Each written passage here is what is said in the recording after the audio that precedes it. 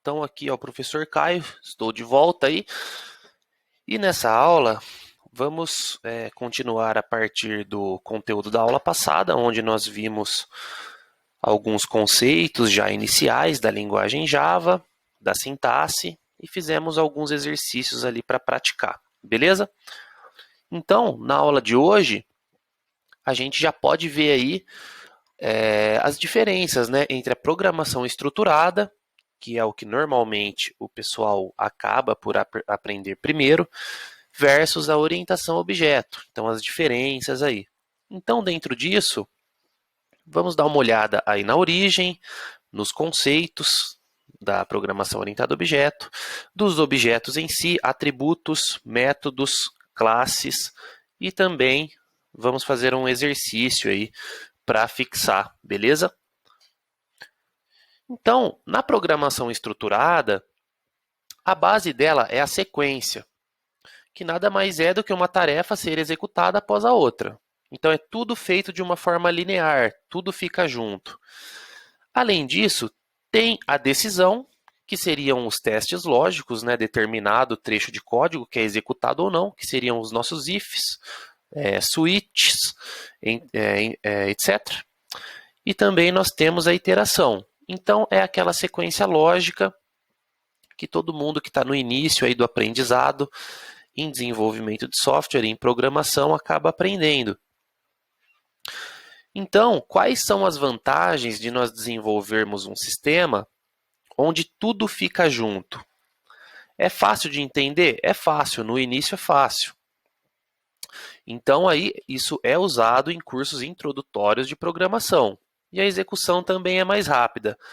Porém, existem as desvantagens, porque a reutilização desse código ela fica baixa.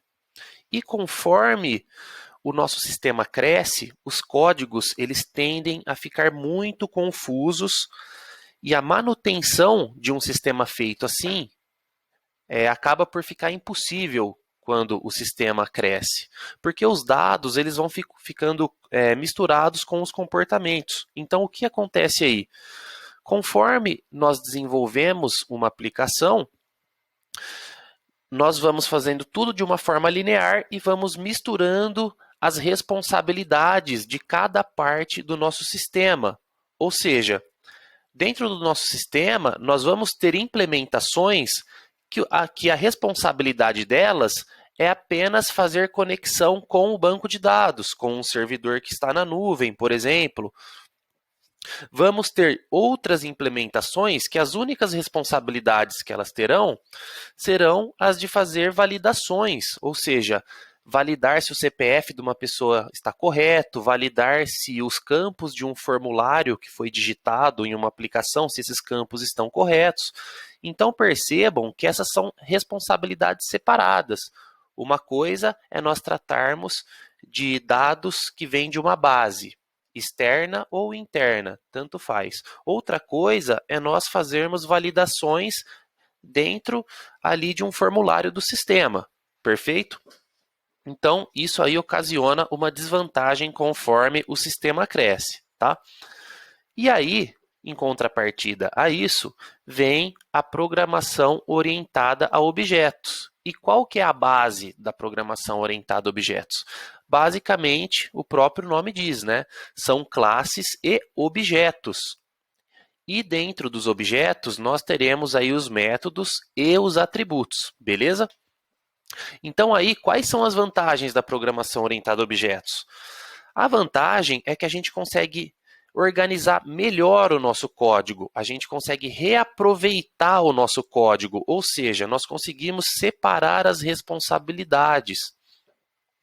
Então, tendo objetos dentro de um sistema, esses objetos eles conseguem conversar entre si. E conversando entre si, torna o sistema mais agradável para ser utilizado, torna um sistema melhor para ser dado manutenção e torna um sistema mais fácil de ser trabalhado com o passar do tempo. Conforme esse sistema for crescendo, a maneira de dar manutenção fica mais fácil para os desenvolvedores, beleza? Porém, também tem algumas desvantagens, tá? O desempenho ele é um pouco abaixo do que o paradigma estruturado e também é mais difícil a compreensão de um sistema orientado a objetos, justamente pelo fato de nós separarmos um pouco mais essas responsabilidades. Não vai ficar uma coisa assim linear, né? Então, de certa forma, é uma desvantagem aí. Porém, a longo prazo, vale muito a pena, beleza? Então, na ilustração, a gente pode perceber aqui que dentro de um paradigma estruturado, nós temos uma aplicação como um todo, junto com toda a implementação, uma coisa linear. Então, vocês podem notar que todas as funções da aplicação elas ficam juntas e os dados também, certo? Já no lado da orientação a objetos, vocês podem notar aí que a aplicação de fato ela fica numa camada assim separada. Então, cada objeto fica à parte da aplicação. Então, esses objetos eles vão ter os seus comportamentos, os seus métodos e também terão os seus atributos.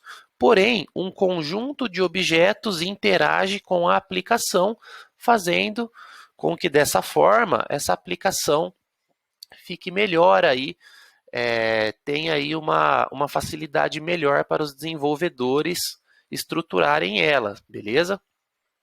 E isso aí a longo prazo acarreta vários fatores positivos. Então aí a origem da programação orientada a objetos foi em meados dos anos 70, quando surge a Smalltalk, que foi a primeira linguagem totalmente em orientação a objeto, tá? Aí nós temos também o C++, que é uma evolução da linguagem C, e essa linguagem C++ já possuía os conceitos orientados a objetos. E aí na década de 80, praticamente todas as linguagens, ou a maioria, já usavam os conceitos orientados a objetos, beleza? E aí está incluso o Java. Então, gente, é uma nova maneira de pensar os problemas utilizando conceitos do mundo real. É isso que a orientação a objeto traz para nós.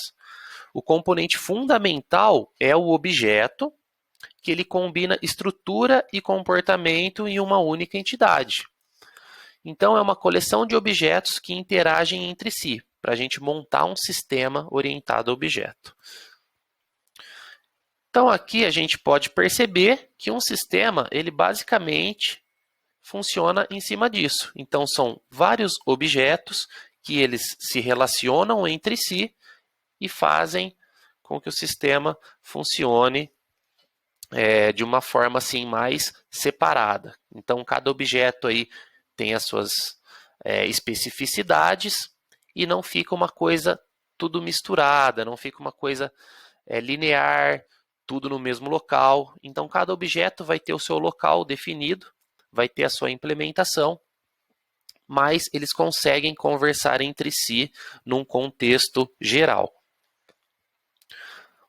E dentro da orientação a objetos, nós temos os pilares, que é o princípio da abstração, que são os 4 pilares principais, que são o encapsulamento, a herança, a composição e o polimorfismo. Então, com o passar das aulas, nós estaremos vendo aí esses conceitos, beleza? E para nós iniciarmos nessa parte da abstração, primeiro nós temos que saber o que de fato é abstração. Então, a abstração ela é a habilidade de se concentrar nos aspectos essenciais do sistema, ou em um contexto aí qualquer, ignorando tudo aquilo que não tem uma relevância para nós, beleza? Então, toda vez que um sistema ele vai ser feito, nós primeiro precisamos abstrair o que de fato é importante, o que de fato nós iremos conseguir representar computacionalmente e podemos ignorar aquilo que é supérfluo. Beleza, pessoal? Então, por enquanto, a gente fica aqui nessa primeira parte da aula. Então, eu vou finalizar para não ficar muito extenso e na continuação a gente termina esses conceitos. Beleza, gente? Então, até daqui a pouco e um abraço a todos.